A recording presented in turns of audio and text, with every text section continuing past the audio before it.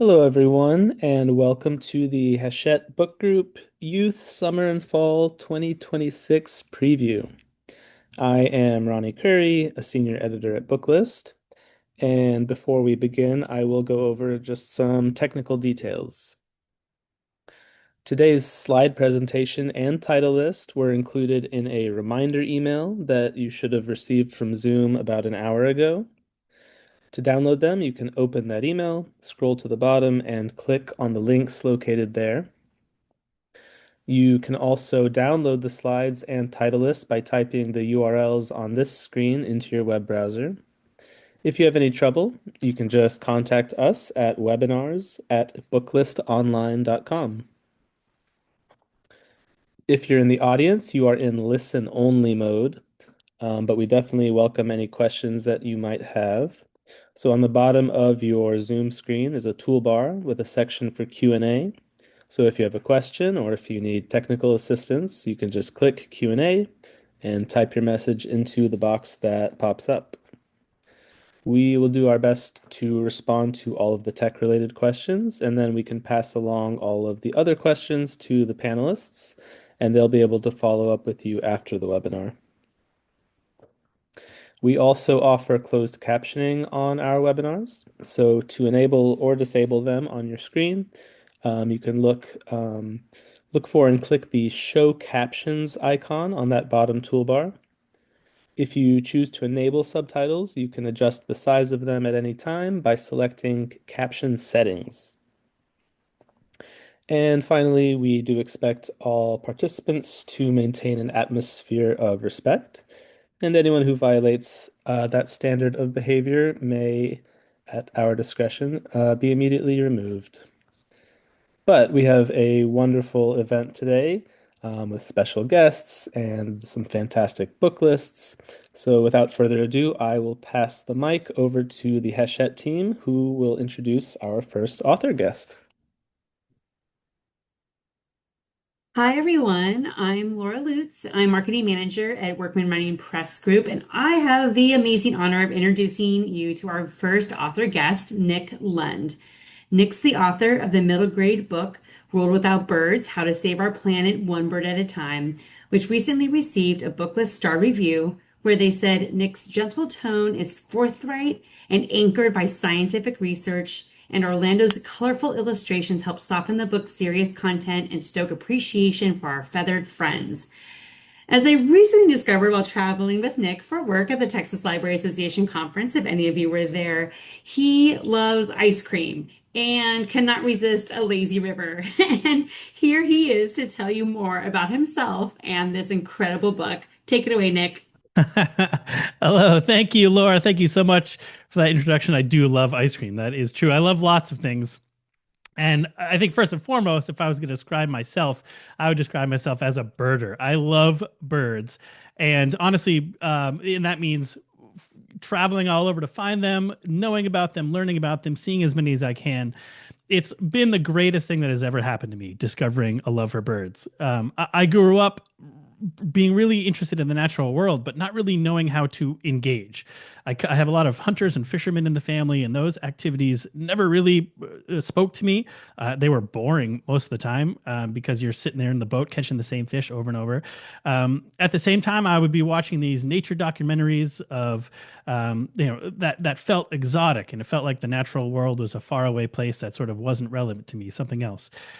Birds fixed all of that, right? Birds never are boring. Following birds around the world like I have means I don't just go in my backyard, but I'm out in the deserts, in the middle of the ocean, on top of a mountain, in different countries, in jungles. There's always a new place to explore when you're finding birds. But they also connect me to exotic places, right? The birds that are migrating into the US right now come from very far away places, but here they are in my backyard. I was putting my 8-year-old on the bus this morning, and I heard a bird called a yellow warbler singing. That bird a week ago was in the jungles of Central America somewhere, and now here it is, in my backyard. So birding is something I'm extremely passionate about. It's something I love to talk with kids about because it's a way for them to feel excited, but also connected to things. I'm also a conservationist, so I'm sort of a third generation conservationist, which means I work to try to protect the environment, protect our world around us. My grandfather is sort of a famous conservationist in Maine. He was part of that, famous generation in the 60s and 70s who passed all kinds of pioneering environmental laws to protect species and things. For example, he passed the first law in Maine to require hunters to wear orange, which is crazy. But hunters used to shoot each other all the time because they would wear camouflage. Then people came and said, "Wear this orange," and they're like, "I'm not wearing that." Deaths drop to zero when you wear this orange. He also helped bring down the first dams so fish passage could be restored, all kinds of other things. And those stories are really important to me because they show me firsthand how you can achieve change. My grandfather's just a regular guy, but here he is out there bringing dams down and solving problems. I think it's very important to let kids know that environmental issues can be solved. Um, we forget, but in the 50s and 60s and 70s, the world it was in many ways worse. The air was worse, the water was worse. Species were in, a different kind of decline. When we passed these laws, things actually got better, right? The water where I live in Maine, some of the rivers were unswimmable. Now you can swim and fish and do the things you want in there. And so telling those stories is super important to me. After I went to law school, I worked for an environmental nonprofit in DC, protecting national parks. And now I work for Maine Audubon, protecting birds. So both of these loves, my conservationist hat and my birder hat, have come together in World Without Birds, a book I'm extremely proud of, because it's a sort of a challenging line that we had to walk here. What this book does is talks about the ways that humans have impacted birds around the world historically, and that could mean driving them to extinction in some cases, but also how humans all around the world are coming together, just like my grandfather, just like me, to solve these problems and stop these bad things from happening. I really feel it's important for kids to know that there are people around the world in exotic locations or in our backyards solving these problems in every day, making sure that birds are protected. So it's a line that was took a lot of thought about how we were going to balance when we wrote this book, but I think we did a great job. Part of the answer was that we didn't shy away from talking about real issues, right? So we get into it in this book because it's a serious topic. I grew up in elementary school, part fundraisers to stop the hole in the ozone layer, for example, or to stop the Amazon from being sold off. And so I remember as a kid diving deeply into environmental issues and sort of not being afraid of it. I think we did that in this book too. We talk frankly about the issues and empower kids to know that they can help to protect them. And the good news is that there are lots of solutions. The main message, as I say in this book, is that there is hope. Once you learn about these issues, it can sometimes feel daunting to have to deal with climate change or other environmental issues, but they are issues that we have solved before. Humans, are responsible for them, and we are responsible for fixing them, and we can do that. There are people all over the world who are working on that. And so what this book is telling the story of conservation around the world. And we talk about the eradication of mice on South Georgia. We talk about the way that short-tailed albatross have been saved in the Pacific Ocean. We talk about some things that didn't work out. Before we knew that we could solve our own problems, we caused the passenger pigeon to go extinct. Used to be the most numerous bird in the entire world. Living right here in our backyards, or at least my backyard in the Northeast United States, all gone. But it doesn't have to be that way. And, there's a lot of love and excitement and hope in this book. And I'm really proud of it. And I'm proud of the work that people are doing around the world. And I'm really proud of the way it came out. So thanks so much for the opportunity to talk about World Without Birds. And thank you very much.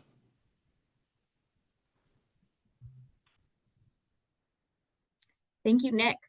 And I am so excited to introduce Katy Scott, Education's Program Director at Monterey Bay Aquarium. Considered one of the best aquariums in the world, Monterey Bay is a nonprofit public aquarium in Monterey, California. Nearly 2 million people visit the aquarium each year, including tens of thousands of students and teachers. Over to you, Katy. Awesome. Thanks, Emma. I'm so excited to be here, everyone. As Emma mentioned, I am an educator at heart, so I'm going to start with an activity. And I'm gonna invite you all to participate in this activity. So I'm gonna name some animals, and I'm gonna ask that you picture them in your head and give them a ranking between 1 and 5. 1 being least likable and 5 being most likable. Okay, and it's just your own personal opinion. So, sea otters, what do you think? Between 1 and 5, where would you rate them? What about snakes? We'll do a garden snake. How would you rate a garden snake between 1 and 5? Least likable to most likable. How about a kitten? How about an earwig? Right. Now think about where you ranked those animals. And, do you think everybody on this call ranked them the same? Do you think there was some variation? Do you think there were some trends? But why did you rank them the way you did? What made you do that? Right? There's actually a lot of research about this. Like Emma said, I work at the Monterey Bay Aquarium. I'm an educator there, and our mission at the Monterey Bay Aquarium is to inspire conservation of the ocean. And there's a lot of research that tells us that like one of the best ways to inspire conservation of the ocean is actually to help people build empathy for wildlife. Um, and it's often really easy and really common for us to build empathy for animals that, are sort of cute and fuzzy, kind of look like baby humans, things like otters and kittens. It gets a little bit harder to build empathy for animals, like wolf eels or things that kind of maybe are little snakes that, have a little bit of a stigma around them. And then when we get into things like things like sea urchin or things that don't even have faces, it can be really difficult. So one of our goals at the aquarium is to help people build empathy for what we call overlooked animals. And so that's why one of the reasons we wrote this book, it focuses on a hermit crab. I mean, it's a pretty adorable face if you really think about it, right? We wanna help kids build empathy for a hermit crab and all the other animals that live in the tide pools. And so that's really what we're trying to do with this book. If we want to switch to the next slide. I also just want to share a little bit about myself and my own personal background. So my first career was actually as a newspaper reporter. I grew up in a house of people who loved books and were writers. My mom's a writer, my brother's a writer. And so my first career was as a writer. And then I moved into education and I was a teacher. I taught elementary school, middle school science, seventh grade special education. And of course, as a teacher, I was a science teacher, but I always wanted to bring books into what it was that I was teaching. And so I loved books that connected to the learning. I also, spent a lot of time searching for those books and really thought about like how could they be interesting, exciting, and also connect to the standards? So in writing this book, we looked at the next generation science standards and the Common Core science standards. And this book is tied to those standards from second to fifth grade. We wrote it in a way that it would be an exciting and fun read aloud. And so if you can see the spreads here, there's some great illustrations and storyline to help build empathy for these different animals in the tide pool. And then we also have these amazing call outs with some informational text and scientific writing to really align with those Common Core and next generation science standards. So there's something for everyone here, but really thinking about, my former self as a teacher and when I was teaching, how I wanted to bring this into the classroom. And also, one of the things that we're doing with these books is we're actually utilizing them. We have partnerships with our local libraries in Monterey. And so we do a program with their reading circle where we go out and do reading circles with books. And we're going to be using this book. And those programs are bilingual. So we've published the book in both English and Spanish, which we're super excited about. And we do reading circles and we also do some activities around the books that we're reading. And so with this book, we're also publishing a free educator's guide, which connects to free activities on the Monterey Bay Aquarium's website that you can do with students that are aligned with next generation and Common Core standards. So there's ways to make this book utilize this book as supplemental curriculum within classrooms. One of the things we're really excited about with the Spanish version is we actually, my colleague Celeste wrote the Spanish version, and it's not a direct translation. It's really centered in culturally sustaining practices. And so there's certain things that are a little bit different. You may have noticed in the title, the Spanish word, if you speak Spanish, for crab is cangrejo, which is a masculine noun. But the character in the book is female. And so we had a lot of conversations about, well, do we want to change the gender of the character or what do we do here? And so instead, we use the word cangrejita, which basically means like sweet little girl crab. And so there's things like that throughout the book. There's choices that are made to make this book culturally sustaining. And another thing, as a teacher, when I was teaching students who spoke Spanish, most of my students were from Mexico or Central America. And a lot of the books I had access to that were Spanish were actually from Spain.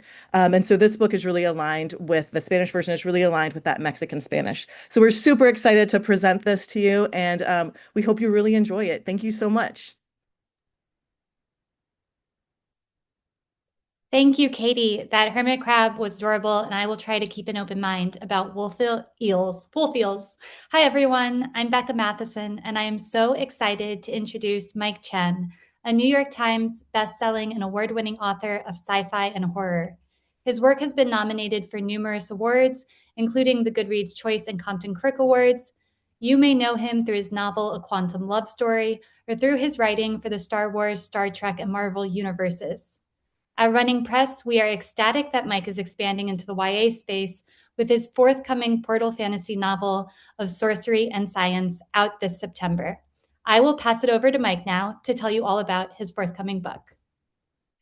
Thanks, Becca. Hi, everyone. I'm Mike Chen. As Becca said, I'm mostly known for my adult science fiction, my work with like Star Wars and Marvel and IP like that. But I am very excited to talk with you about Of Sorcery and Science, which is my YA debut. So, what's this book about? Let me take you back several decades. Picture teenage me, so much less tired, less white hair over here, playing the game on our family PC called Ultima 5 Warriors of Destiny. In this game, the player gets sucked into a portal to a magical land. He defeats the big bad, and in the end sequence, the hero comes back to the modern world only to discover that he left his front door unlocked and his house is robbed. And that blew my mind because it instilled this idea that while this fantastical adventure is happening, the real world very much rolls along. And that notion has stuck with me through pretty much my entire writing career. If you know my adult work, you know this is a theme that I really love to explore. And finally, I get to play with this direct scenario that I've been thinking about for decades. So, for Of Sorcery and Science, here's the setup. Andy Lau is a high school junior in Silicon Valley, where I live. And while Andy's older sister may be an academic superstar, he's not. He's struggling in trigonometry. He's kind of apathetic about his college applications, and he's really just trying to figure out who he is. And one day, several months before the book starts, he stumbled upon a glowing portal in a nature preserve about 10 miles from where I live, over by the Stanford Dish, if you know your Bay Area geography. He got whisked away to a fantasy realm where he trained for months to become a mage, and he used his magical abilities to become the chosen one of myth to help defeat this evil chaos demon that has destabilized magic in this magical land known as Gariad. He's heroic, he's confident. He comes home only to find that only a day has passed, and he still hasn't filled out his college applications. He still sucks at trig. He still doesn't fit in. So when the book opens, Andy's just fed up with high school. He's decided he's really going to show everyone what he's made of. He's going to cast magic at school, except it totally backfires. He winds up looking like a giant fool and totally distraught. He goes back to the nature preserve where he first saw the portal. And shockingly, the portal is there, except right when he's about to leap in, someone shows up. It's a teenage girl in full armor, and when she speaks, she doesn't sound like she's from another world. She sounds very, very American. And she calls him Andy the Destroyer, a person of legend who 500 years to her knowledge prior destroyed all magic. And instead of letting him escape his high school woes by jumping through the portal, she leaps forward into Northern California and puts a sword to his neck. She tells him that she's going to kill him because she is the chosen one, and she will do this to restore magic to the land. But then she realizes that he's not fearsome or evil or powerful. He's just a typical high schooler. and she doesn't see how any of this will actually fix what's happening over there. Her name is Julia, and she explains that she's pledged to save magic. And the portal collapses, leaving Andy with a newfound frenemy who kind of understands the real world, but also kind of not.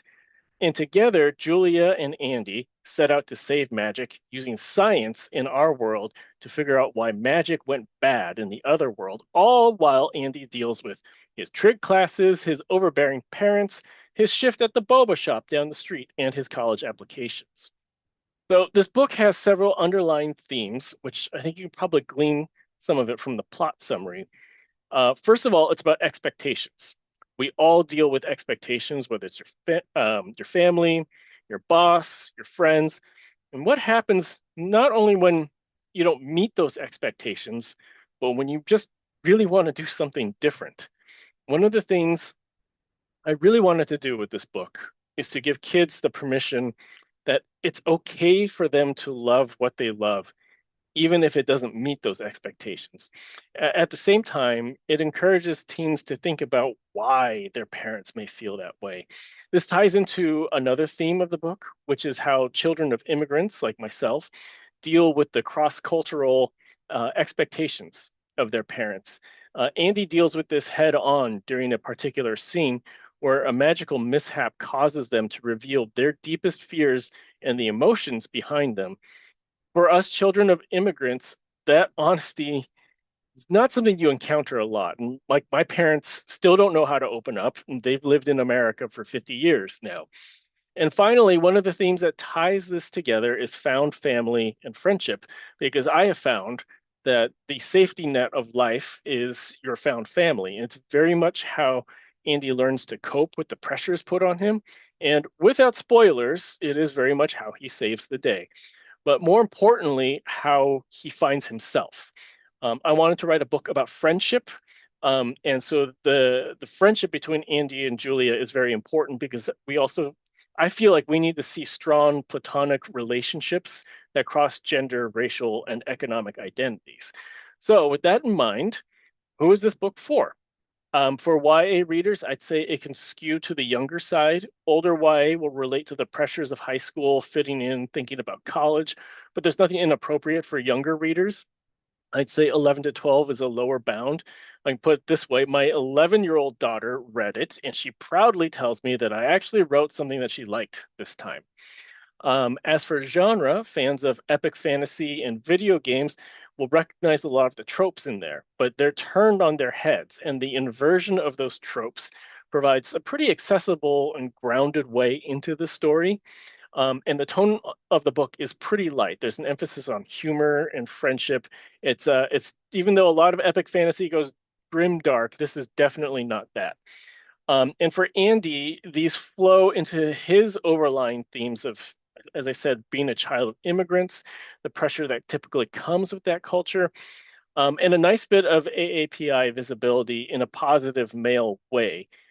As a skinny Asian teen struggling with my own identity growing up and my parents' culture, I would have gotten a lot out of reading something like this. So with all that, that's Of Sorcery and Science coming out in September from Running Press.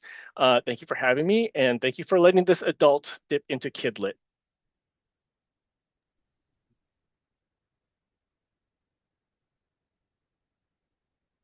Thank you, Mike. Looking forward to your book getting out there.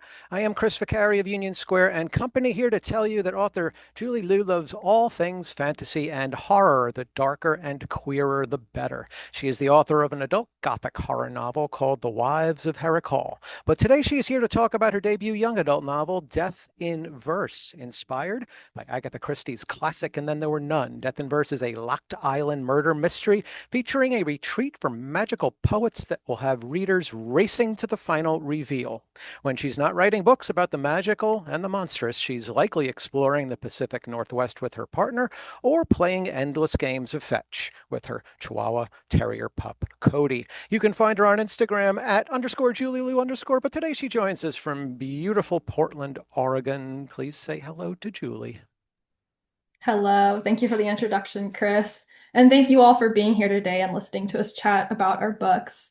I'm truly so honored to get to speak with you, and to be frank, a little intimidated too, since I was a big library kid growing up and was in constant awe of my local librarians. I wanted to be a librarian for the longest time as a kid, and one year I even asked my parents for a date stamp for Christmas, just so I could be my family's own personal librarian for all our books at home. I did get one, but I think my parents regretted it immediately when I began stamping all our books with random dates. And only allowing my family to read books unless they check them out through me, which probably got old for them really fast, but I was having the time of my life.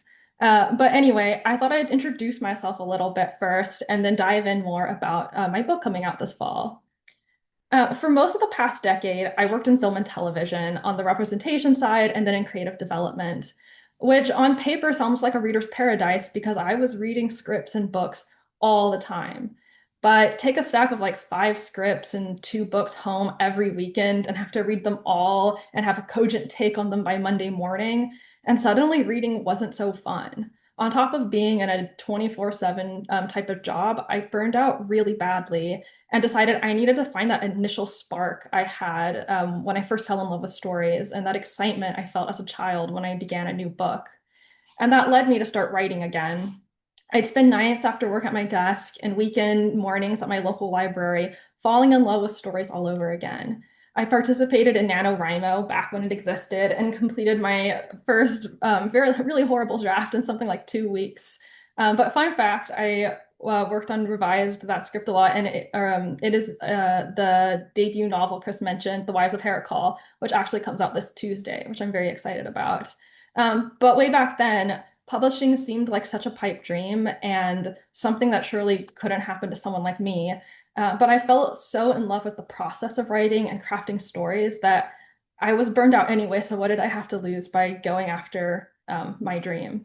And so it's incredibly surreal to flash forward a few years, and here I am talking to you about my second book, my young adult debut, Death in Verse. I love the cover. But Death in Verse is a YA fantasy mystery set in an alternative 1920s America with poetry magic. My main character, Bronte, a non-magical teen, infiltrates a retreat for spell-writing poets at a prestigious school on a remote island in order to hunt down her missing mother. But instead of finding her mother, she ends up trapped in the school with 6 equally confused poets, with an anonymous host who, communicating to them via an enchanted gramophone, gives them the first line of an unfinished spell and an ultimatum. Finish the verse before the start of term next week, or they'll all die. And when one of them winds up a dead body the next day, they know their host is serious. With this book, I wanted to play with the 2 genres that captured my heart the most as a kid. Fantasy books, especially the Warrior Cat series by Aaron Hunter, made me a reader when I was a young child, but whodunits like Nancy Drew, and then when I was older, Agatha Christie mysteries, made me want to be a writer.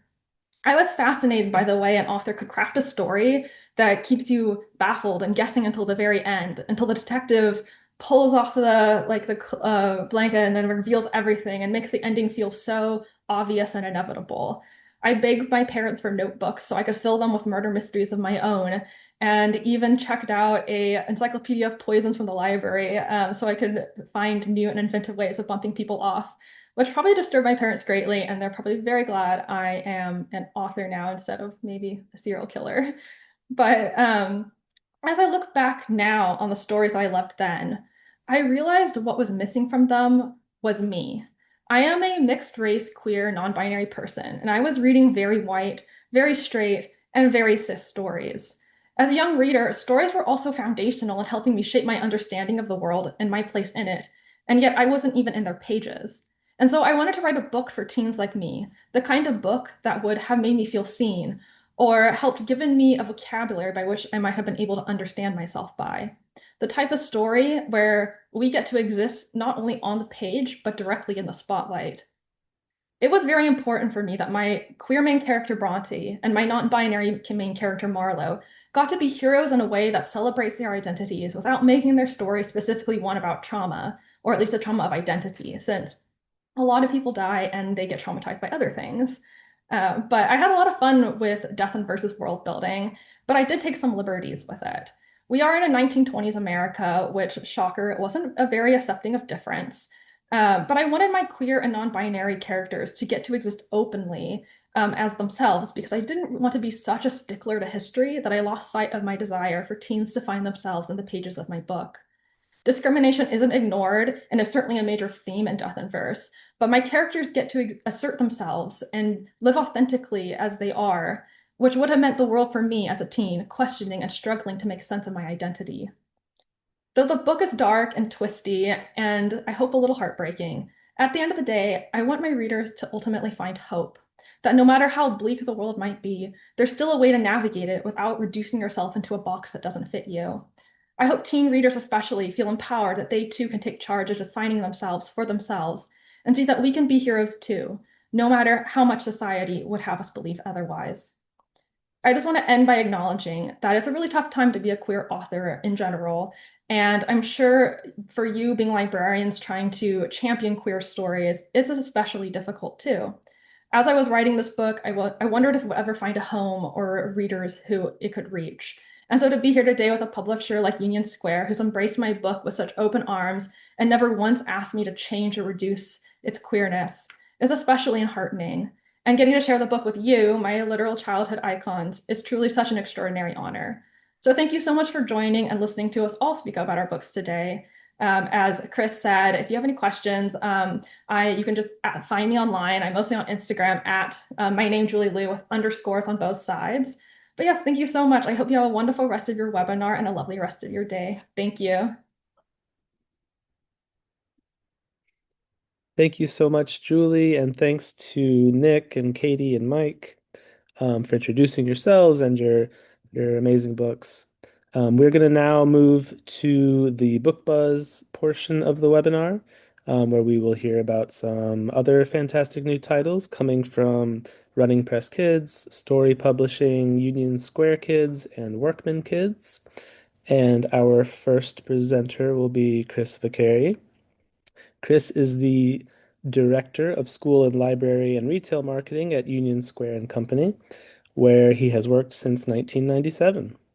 Songs atop the Billboard chart at that time were "Mbop" by Hanson and "Hypnotized" by the Notorious B.I.G. He's a lifelong New Yorker, card-carrying member of the New York Public Library, and attends library conferences throughout the year. When not working, he likes watching movies and TV, running, cooking, trivia, drinking Dr. Pepper, eating Nilla wafers, and of course, reading great books. So thank you for joining us, Chris. Thank you very much, Ronnie, and thank you also to Grace at Booklist.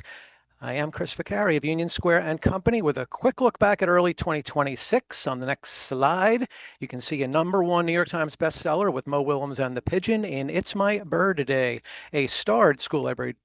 Oh, I'm sorry, a starred Kirkus review there for The Lovely Dark, new middle grade by Matthew Fox, and Siyun and Dean Unscripted, the second YA romance by Sujin Witherspoon.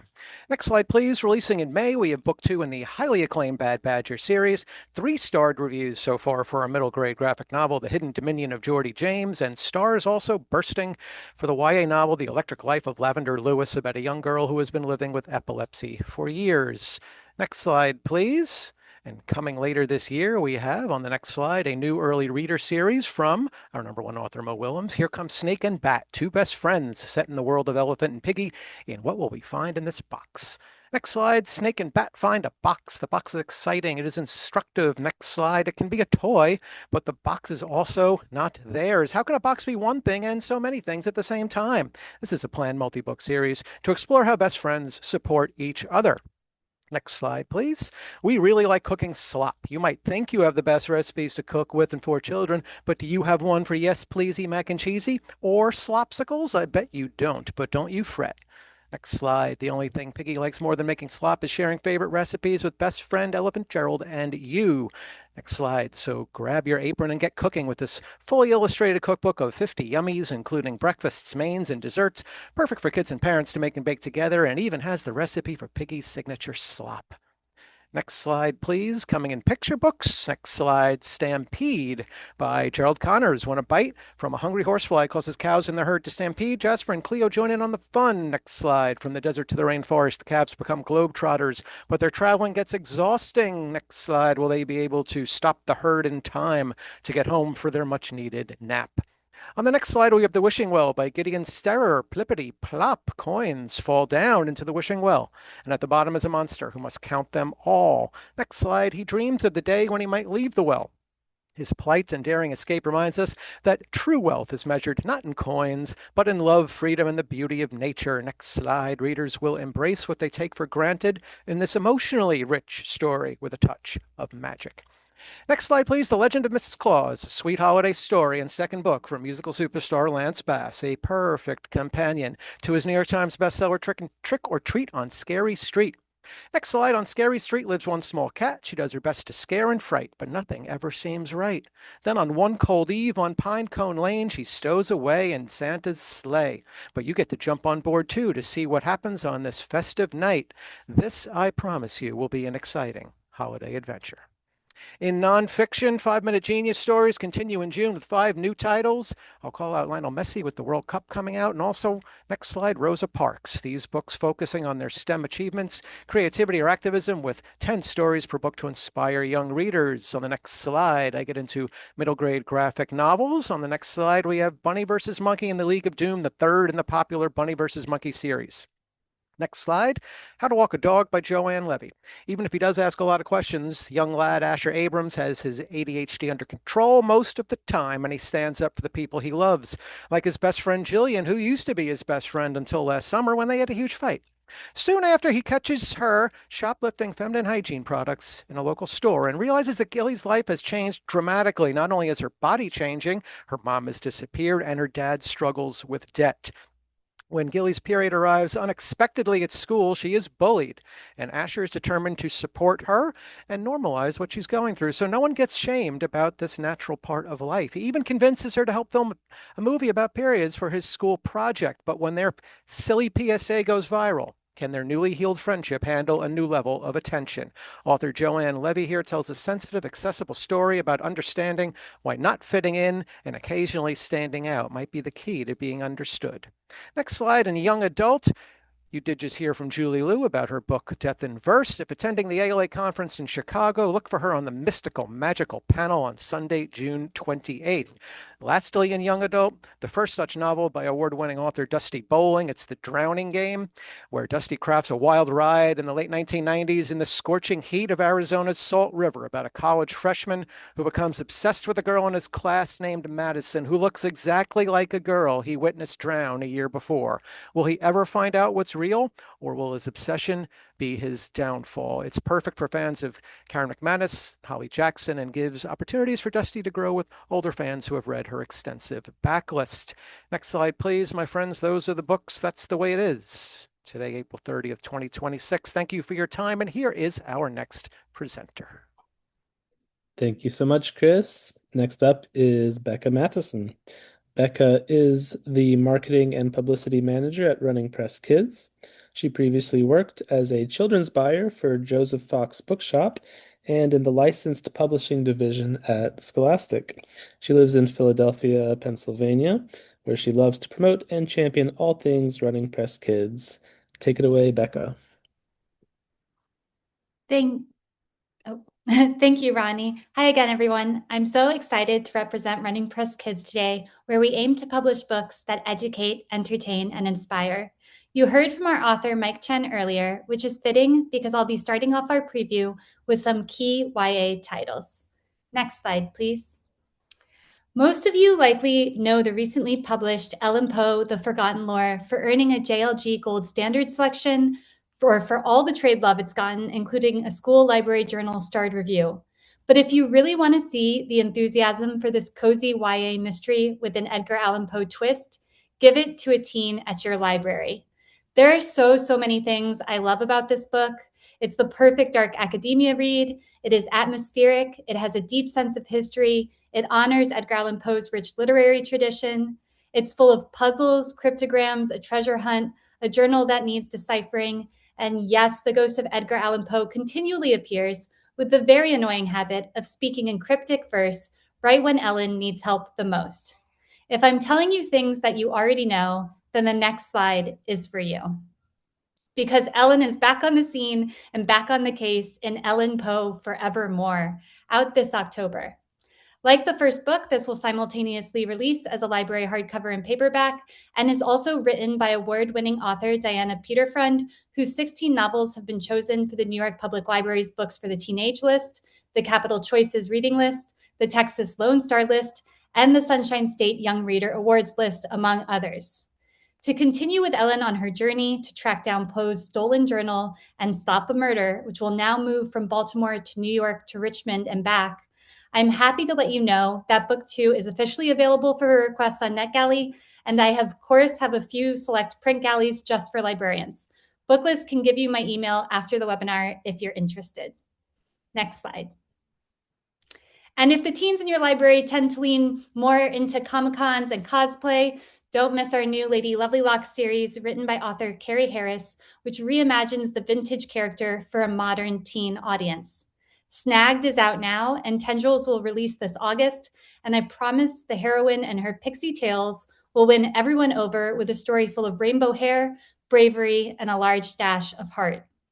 We are going to take a cue from Lady Lovelylocks and stay in the fantasy realm, but move on to middle grade with our next title that is all about monsters. Werewolves, gorgons, and yetis, oh my, here's an A to Z guide collected by monster hunters, or at least those who survived to tell their tales. Out this July, the Monster Manual by Sarah Glenn Marsh just earned beautiful reviews from Publishers Weekly and School Library Journal, who noted that it's a strong choice for curious readers who love folklore, mystery, and all things monstrous. Next slide, please. The red and black color palette used throughout this book by illustrator Justine Woolman enhances the creepy atmosphere and mirrors current pop culture trends, drawing parallels to shows like Stranger Things. The result is a compendium that feels vintage and fresh at the same time, covers the history and lore of more than 40 monsters, and is perfect for the monster-loving reader in your library. If I found this book at a library when I was a kid, I would have eaten it up. Next slide, please. And finally, we'll end on picture books and the true meaning of Eid with this adorable and heartwarming picture book full of vibrant and fun illustrations. Everyone, meet Ibrahim. Next slide, please. Ibrahim loves Eid because Eid means presents. But when Eid arrives and brings trips to the mosque, food, family, games, and fun, but no presents, Ibrahim begins to worry. Luckily, his Baba and the rest of his family are there to help him learn that the magic and joy of this holiday exist in all the special ways it is celebrated. We are so excited to bring this picture book to your shelves. As PW notes, this book really captures the depth of Eid's meaning, and it's a great way to both celebrate the holiday and introduce young readers to it. And that concludes the Running Press Kids preview. Thank you all for your time. I will hand it back to Ronny, who is going to introduce Storey. Thank you so much, Becca. Next up is Emma Sector. Emma is the Senior Marketing Manager with Storey Publishing, a uniquely collaborative group of creatives focused on empowering nonfiction experts to reach their audience through books that are thoughtful, practical, and inspiring. Emma has been with Storey for about 5 years and oversees the marketing for frontlist and backlist campaigns, working closely with authors to discover new readers. Take it away, Emma. Hey everyone, I'm thrilled to be here to share Storey's 2026 highlights with you today. And please feel free to reach out to me directly. My contact information is on the slide here. And on the next slide, you can see what goes on inside a tide pool, a hermit's crab search for a new home once again. I just wanted to note that this title goes on sale October 6th, along with the Spanish language edition, which will be available in both paperback and hardcover. As Katy mentioned, we will have an educator's guide developed by the team at Monterey Bay Aquarium. Now let's head to Dryerland on the next slide. Stephanie A. Dole, aka the Beetle Lady, takes readers ages 8 and up on a super-powered adventure through the amazing world of bugs. And as you can see on the next slide, it includes an exciting mix of up-close photography and comic-style illustrations, introducing the web spinners who can shoot webs from their arms, not unlike another web-slinging superhero. Plus 19 other fascinating bugs who can glow in the dark, grow their own armor, send secret messages, and more. Stephanie has developed a Design the Bug dice activity game to go along with the book. You can find the PDF on the Bug Power book page on HBG's website. On the next slide, pediatrician Betty Choi answers the real-life questions kids have about how bodies work in Ask the Doctor, which School Library Journal calls entertaining, accessible, and thoughtfully crafted in its starred review. Each page starts with questions like, why are farts noisy? Why do bug bites itch? And how does my brain control my body? Dr. Choi answers each question in a fun, engaging style, complemented by full-color graphic novel style illustrations, which we can see on the next slide. Through these fun panels, we learn just how far a sneeze can travel, up to 5 desks away. And speaking of traveling through the air, on the next slide, we're taking flight with best-selling author-illustrator Julia Rothman. Bird Anatomy shows readers of all ages up-close details of hundreds of birds. And on the next slide, we can see a few examples of Rothman's signature illustration style. Her artwork is both detailed and charming, offering fresh perspectives on familiar topics, from majestic birds to giant ocean creatures to tiny insects. Let's flip to the next slide to see the full anatomy series. We're excited about this latest edition and hope you'll check out all the books if you haven't already. And that's it for me. And I guess all of us. Or no, over to Laura. So sorry, Laura. Thank you, Emma. Indeed, our final presenter today will be Laura Lutz. Laura is the School and Library Marketing Manager for Workman Running Press Group. Prior to working in publishing, she was a school librarian in New York City for 8 years, as well as working in public libraries across the country. Laura served on both the 2022 Caldecott Award and the 2017 Newbery Award committees. She has also reviewed books for the New York Times and School Library Journal. Thank you for joining us, Laura. Wonderful. Thank you so much, Ronnie, and thanks to our authors, and thank you to all of you for sticking with us. And I am back to bring us home. Again, I'm Laura, and I'm sharing new and upcoming titles for Workman Kids. So let's get started. Next slide. Lots and lots of ocelots. How do you count lots and lots of ocelots, or piles and piles of crocodiles? By 1s, 2s, 5s, and 10s. That's how. Young learners discover the magic of skip counting, a key math skill in elementary curriculum, via silly rhymes and memorable groups of animals. Next slide. Engaging full color art encourages little fingers to count along. Rhyming text encourages little voices to read along, and animal facts on every spread add an additional layer for rereading. Back matter includes more skip counting activities and math support. Next slide. Welcome to Indigenous from A to Z, a stunning alphabetical introduction to the rich history of Native peoples across the U.S. Letter by letter, award-winning Cherokee author Tracy Sorrell offers terms that speak to the vast diversity among Native nations. Next slide. Oh, the turtle page spread is my favorite. The sweeping illustrations by Natasha Donovan are just stunning, and comprehensive back matter explains the visual and textual references throughout. Indigenous from A to Z should be a first purchase for Indigenous Peoples Day and Native American Heritage Month, and for families, schools, and libraries all year long. Next slide.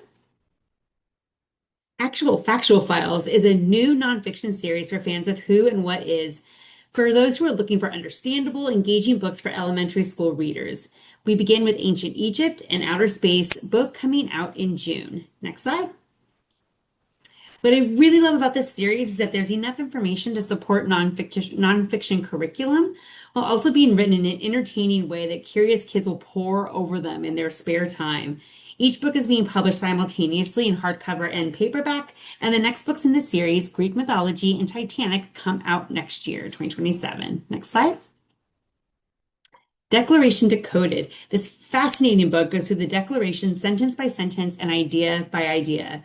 Readers will gain a deep understanding of the basic meaning of the founders' now arcane language, as well as a historical background against which the Declaration was written, the situations that animated it, and the powerful arguments that indeed we're still having 250 years later. An essential guide for any student or teacher of civics and American history. The Declaration Decoded brings this powerful text to life for a new generation and make sure to check out the previous two books in the series, Presidents and Constitution Decoded. Next slide.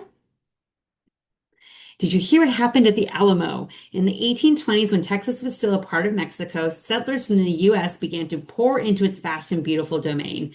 They brought enslaved people, they brought covered wagons, chickens, and cannons, and they brought big ideas about freedom, politics, and what they should be allowed to do in their new land, which basically was whatever they wanted. The Mexican government wasn't so sure about that. But as more and more settlers moved in, the big personalities, rash decisions, and grand proclamations piled up. Next slide.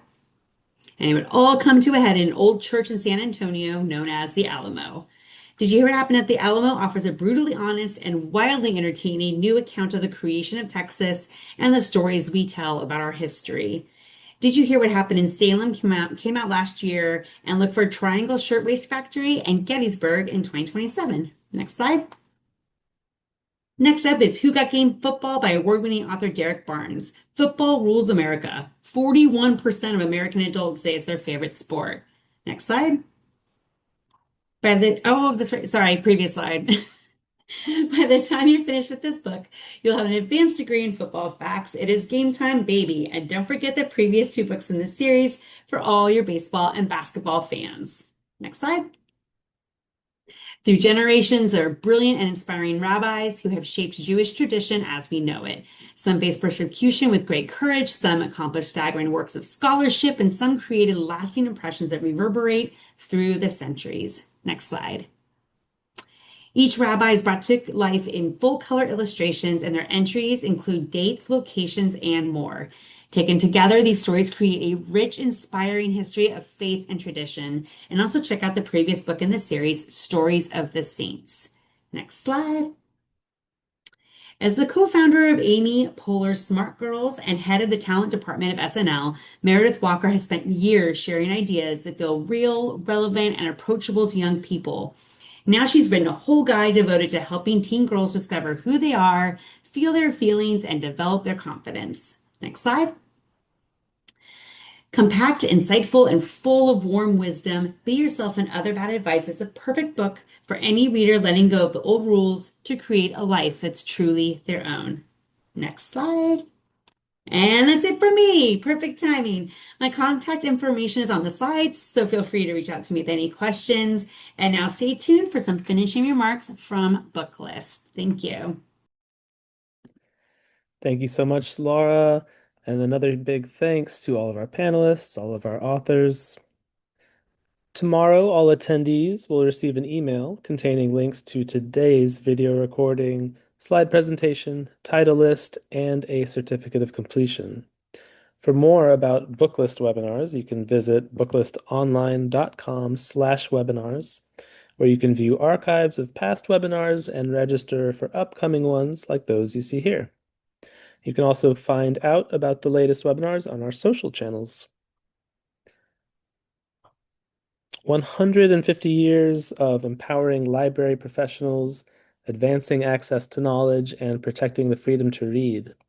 Since 1876, the American Library Association has embodied America's aspiration for knowledge and democracy, championing the professionals who make that promise real every day. Scan the QR code on the screen or visit ala150.org to see how you can join us in helping to shape the next 150 years of libraries.